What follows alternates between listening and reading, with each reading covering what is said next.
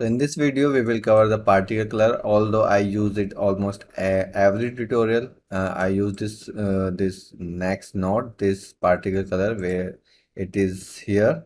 After the distance curve fade that we covered in last video, we have this, and I use it all the time because without this you cannot change the color or opacity in particles. So this is what it made for. So I'll show you how it works. So if you directly connect it here in the base color, it will turn that white, or in the emissive you can use. Okay.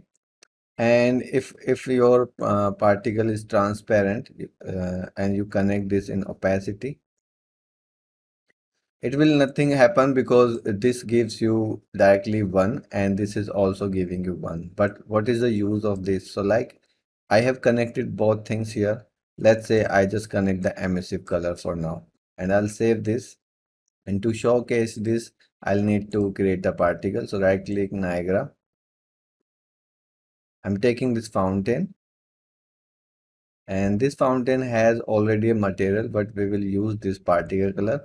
Select this here, and in the particles, I'll use this. So let it compile.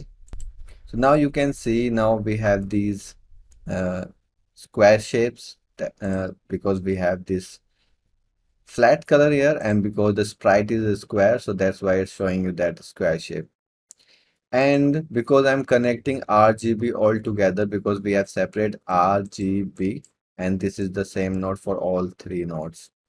So what we can do here, we can change the color. So if I want to change it like red, it can be red. If I want to green, it can be green or blue or any color from this circle, from this ring. Okay. So if you don't connect it, let's say if you connect just a white color here, or your texture or anything. So now I have white color here, and this output looks same as it was showing, but the impact in the particle, see, it is just a white. Although I have a red color here or green or blue, it will remain white. So the particle doesn't know that this color should be applied on the particle unless you have this node in your material. Okay, so let's say instead of this, if you have the R here, so if I save this, now in the particles, if I have R, it is white, okay?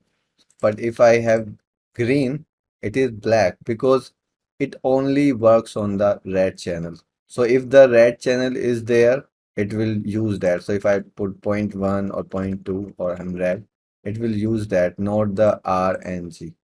Okay, so if you take any other color and that has slightly red color mix into it, so it will just take that part. So it's taking this part 0.68, not these parts, because it has just the red value.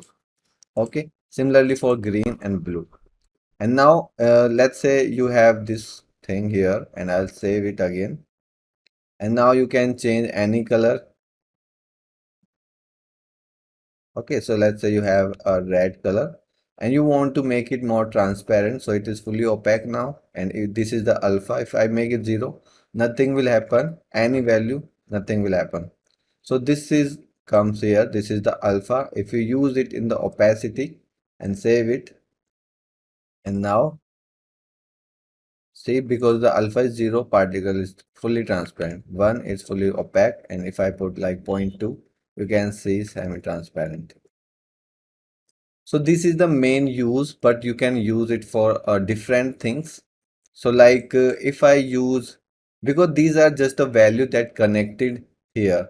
So this single value, this float value is connected to this single value here, and you can use it for different things. Like you don't have here this thing, you have a lerp, and then opacity is connecting here, and it is here the color. So depending on the alpha value, this here, I want to switch between these two colors like red and green.